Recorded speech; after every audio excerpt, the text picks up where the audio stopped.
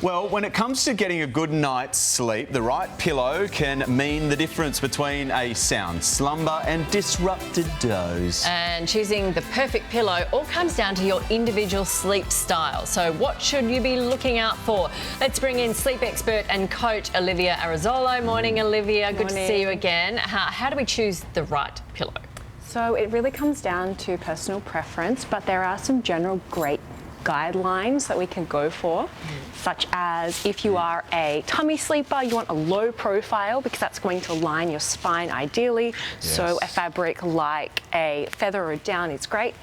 If you are a side sleeper, you need something a bit more firm, so a latex or a memory foam is going to be great.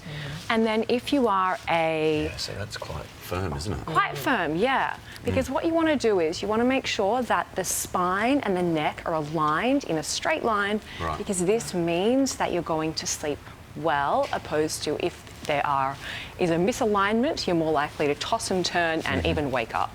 Okay. Before we get to the silk one, what is the recommended position? Like what's the best position, I guess? Really great question.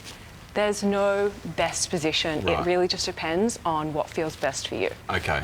So if you are sleeping on your tummy, you want to be able to turn your neck but not kind of be kinked, right? Yeah. Definitely no kinks. That's the key, and that's probably when you're going to wake up feeling really sore.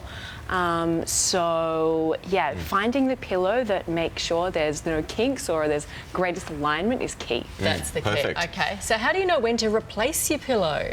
So there's a little fold test that we can do. Basically, if you fold it in half and it doesn't spring back, time to get rid of it. Time to get rid of it. It's done as day. Yep. And can you wash them though? Like, can you chuck them in the wash? Can you sanitize them? Yeah, most are. Yep. Okay. But they might not come back to the way that you want them. Fabric is obviously really important too for your pillowcase. The silk one, I've got daughters. It's good for your hair, right? Great is that for your right? hair, great for your skin. I like the way you know that. Yep. Okay. Yeah.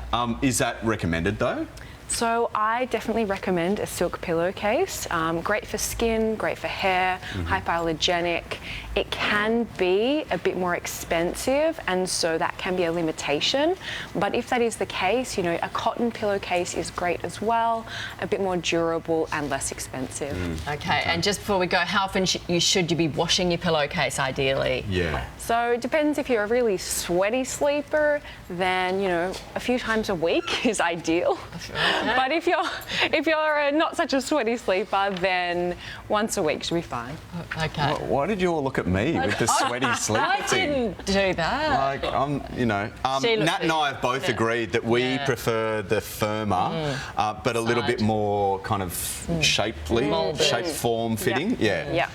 Between the two of those, I think that's like super hard. I don't know who. That's like a rock. Yeah. We need a Goldilocks pillow to go. I know, exactly. Just right. Yeah, thank you so much for your time. Pleasure.